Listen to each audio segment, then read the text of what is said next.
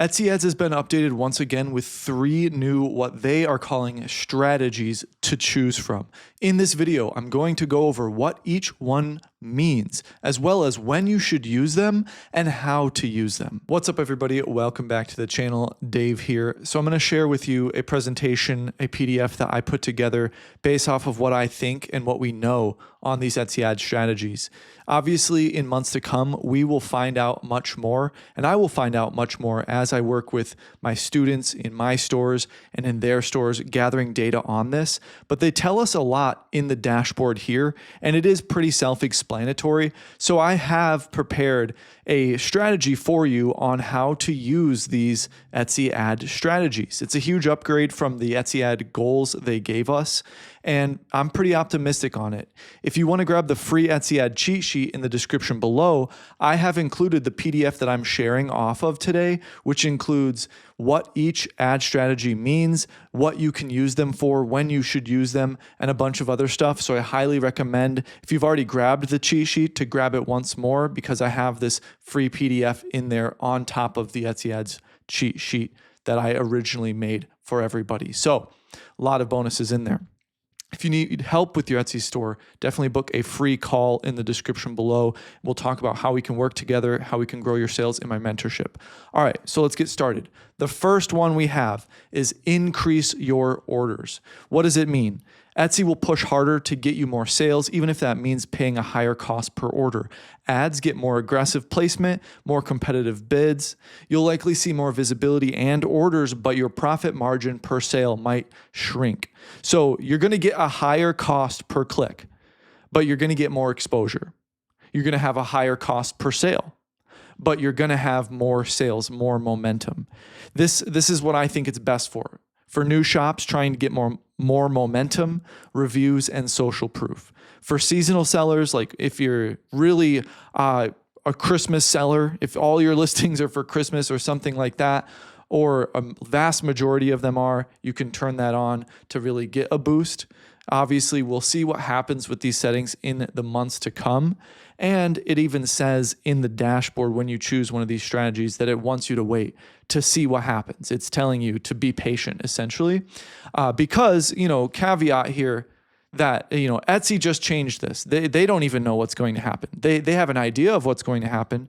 They've been training the algorithm, but in all reality, when a large scale change like this happens on Etsy, even the developers are somewhat cautious, I'm sure, because they might have tested it in small groups, see what happens. But when it's applied to an entire website, things go a little bit differently, or can go a little bit differently than planned. So we will see what happens in months to come, but I wanted to get this video out because it's really important for us as the Etsy community. So it's best for seasonal sellers who need maximum traffic in a short time period.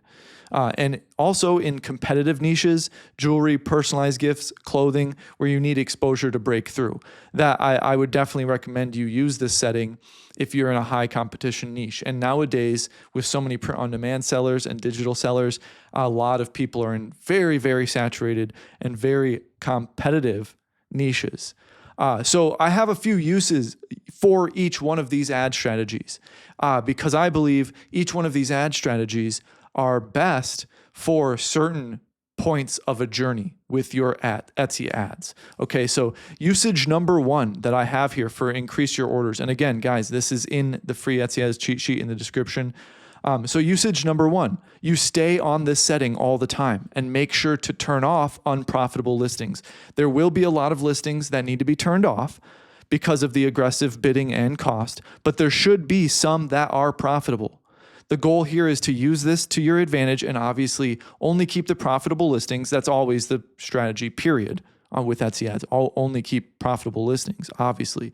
But this will likely allow you to grow and scale quickly. This will, however, require you to be watching your ads constantly, adding new listings as tests, because you're going to be weeding out a lot of listings. So you need to be adding new listings, knowing that you're going to be churning through them at a higher rate, and be turning off wasteful spending. That's the usage number 1. You just always use this setting because you want to take advantage of the aggressive spending.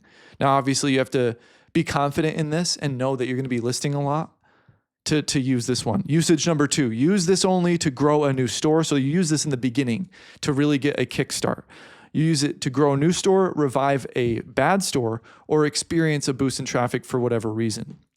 You stay on this setting for 2 to 5 months, always turning off unprofitable listings and adding new ones. Then once you have reached your average monthly sales goal, wherever you were trying to hit, then you change it to balance your orders with return or increase your return, the other 2 settings. Okay, so those are the 2 uses that I recommend for that first setting.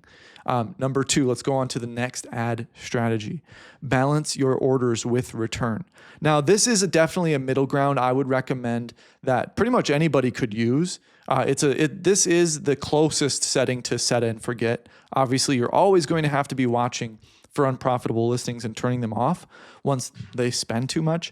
But this is kind of the middle ground. And I have a feeling that in the coming months, we'll all kind of find out that this is the sweet spot.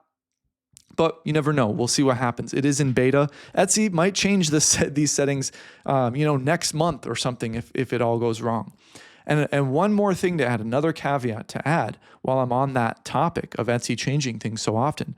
This Etsy ad change, because it is affecting so many listings on all stores essentially, this may result in, this will definitely result in a shuffling of the deck per se. And I've talked about this for years on this channel, literally years. Every time Etsy makes a change like this, the deck of cards gets shuffled, meaning literally all the listings on Etsy.com, they all shift around. You might see bestsellers dip a bit. You might see decent sellers dip a bit. You might see things shift around because of vicarious changes in other people's stores, because of your competitors shifting around. Everything is getting shifted around. And I guarantee you they're doing this now because Christmas is coming up. They want to test this setting and be able to gather a ton of data as is, so that way next year this Etsy ad setting can be more fine-tuned, hopefully. That's my very educated guess from being an Etsy coach and an Etsy seller for 8+ years, maybe 7-8 years. So that's something to remember, that everything's getting shifted around. You might see some weird things happen because everything's moving around.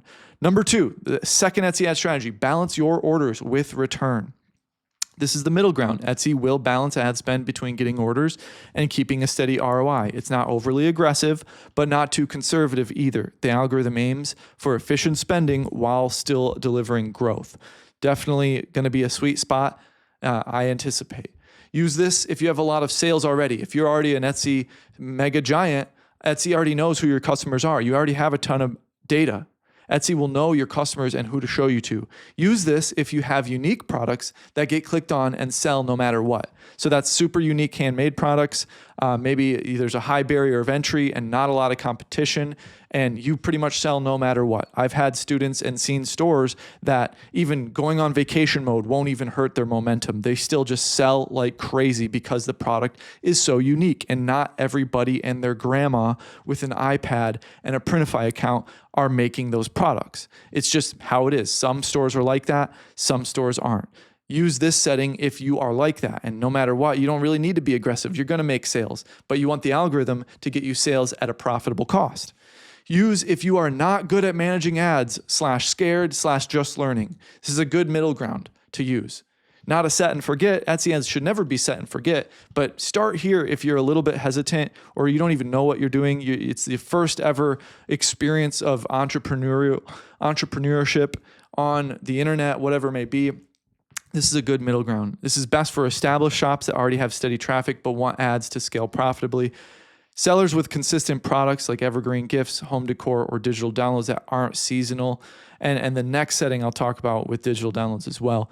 Anyone on a budget who wants growth without their ad spend eating too much profit, all right? And I have some specific use cases for this setting. Usage number 1, after you have a ton of sales, an established shop, and plenty of momentum, if you had it on increase your orders for a few months and have reached a new average monthly sales goal, You want the algorithm to use the data your shop gained about customers to get customers easier, but now with a lower cost. So it's essentially like on Facebook ads where you're spending and you're getting sales, and then it's time to go to conversion and just for conversions to get better at a better cost per sale.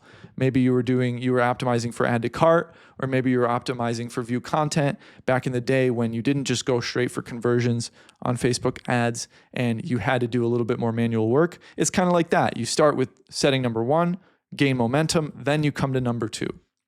Usage number 2, you don't want to take huge risks on increase your orders, and you just want a bit more steady experience with Etsy ads. Again, a definition of the middle ground. Usage number 3, your products are very unique or very good, and you don't need to use increase your orders to bust through competition and gain traction. Your products are just that good, and you don't have a lot of competition. Sure, you have some, but they're just good enough to get you sales regardless, and you don't have to go out there and aggressively spend. So let's go to the next setting. Number 3, increase your return. What does it mean? Etsy will spend more conservatively, showing your ads only when buyers are highly likely to purchase. So it's showing your ads to people that they know buy a lot. They have seller data, they have buyer data. They are paying attention. Their algorithm, their systems are knowing who buys more than not, who's a window shopper, who's a tire kicker, who buys like crazy, who's an impulse buyer.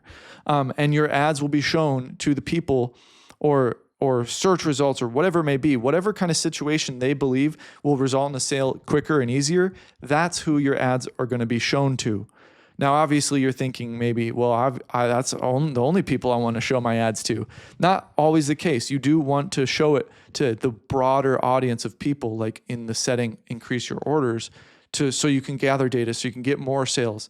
The pool of buyers is much smaller that they have, that are buyers that buy quickly, buy easily, things like that they have a ton of data on. That data set is smaller than the broad range of everybody. So that's what this setting is showing your ads to. You'll likely get fewer clicks and fewer orders, but your return on ad spend should improve. Use if your store has a low tolerance for cost per sale.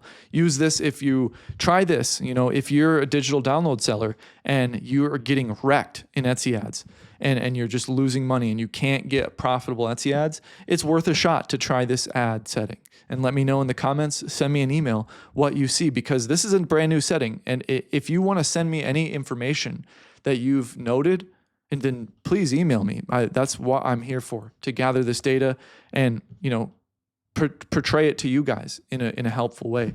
So use it if you sell like crazy, pretty much no matter what. Just kind of like the last setting.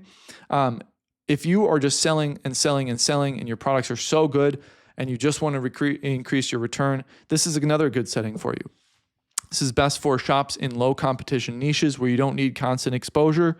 Sellers with higher priced items, furniture, fine jewelry, wedding packages, stuff like that. If you have $2,000 rings in your store and you don't want to have to spend $200 to $300 to get one sale, that's what I would recommend, this setting or the middle setting.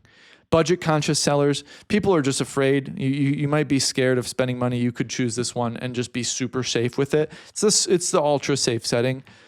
So my use cases for this setting. Usage number 1, ultra sensitive profit margin, super sensitive, and that's what you want to use. Usage number 2, ultra viral / unique / desired products that don't need a ton of help. Again, kind of like the middle one, but with an even higher ROAS and lower risk type goal. Now, like I said, we're going to see what happens over the coming months and the rest of this year and going into 2026. I wonder when this beta badge that is on the dashboard will go away. I'm highly curious. And in the coming months and weeks, I'll make videos based on budget in relation to these settings. Because if you have, for example, if you have increased your return on and you want a high ROAS, then maybe you can increase your budget to attempt to get a higher ROAS, but spend more at the same time. Or we might see what has been happening where you increase your budget so high, but it doesn't want to spend and it's stubborn. Maybe in the coming weeks, we will see this behavior change, but I'll keep you guys updated, and I'll keep my ads course updated as well as my Etsy ads cheat sheet. So the link that you receive, there will be updates in that same exact link. So I highly recommend you get the free Etsy ad cheat sheet as well as book a free call with me in the description to talk about mentorship. And in the meantime, I hope you have a beautiful day.